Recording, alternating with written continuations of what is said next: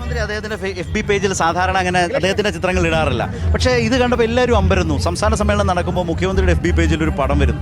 ഉദ്ഘാടന സമ്മേളനത്തിന് ഞാനവിടെ ഇരിക്കുമ്പോൾ കാണുന്നുണ്ട് ഇദ്ദേഹം ഇങ്ങനെ കുഞ്ഞിങ്ങനെ പാഞ്ഞ് നടക്കുന്നുണ്ട് ഈ ക്യാമറയൊക്കെ ഇട്ട്. ഇത് ആര് എന്നൊക്കെ വിചാരിച്ചു.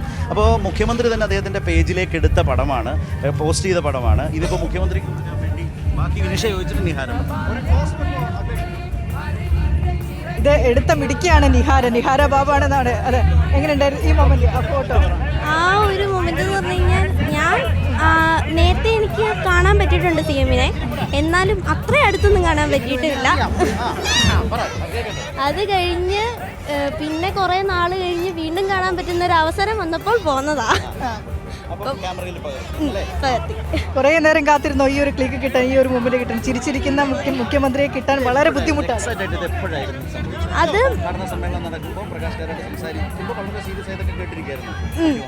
അത് കഴിഞ്ഞ് പരിപാടി കഴിഞ്ഞ് ഇറങ്ങി കഴിഞ്ഞപ്പോൾ എല്ലാവരും ഒന്ന് മീഡിയക്കാരൊക്കെ വന്നു കഴിഞ്ഞപ്പോൾ ചെന്നപ്പോഴുള്ള ഒരു രംഗമായിരുന്നത്.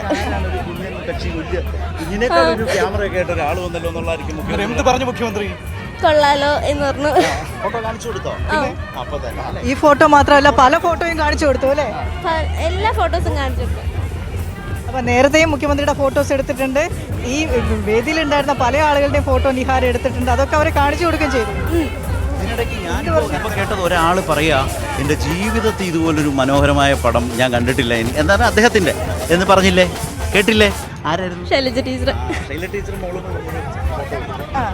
അല്ലേ? മോളും ശൈല ടീച്ചറും കൂടി ഇതേ വേദിയിൽ വെച്ചെടുത്തൊരു ഫോട്ടോ എടുത്തപ്പോഴത്തേക്ക് ടീച്ചർ ഇത് മേടിച്ചിട്ട്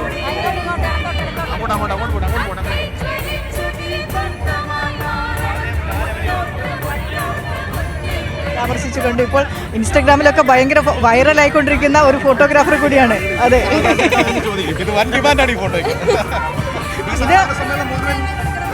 ഇത് CM-ന് കൊടുക്കണമെന്നാണ് ആഗ്രഹം അല്ലേ? അതായത് പൊതുസമ്മേളന വേദിയിൽ വെച്ചിട്ട് സന്തോഷം തോന്നി. ഞാൻ 7ാം ക്ലാസ്സിൽ കുഞ്ചുതണ്ണിയിലുള്ള സ്കൂളിൽ.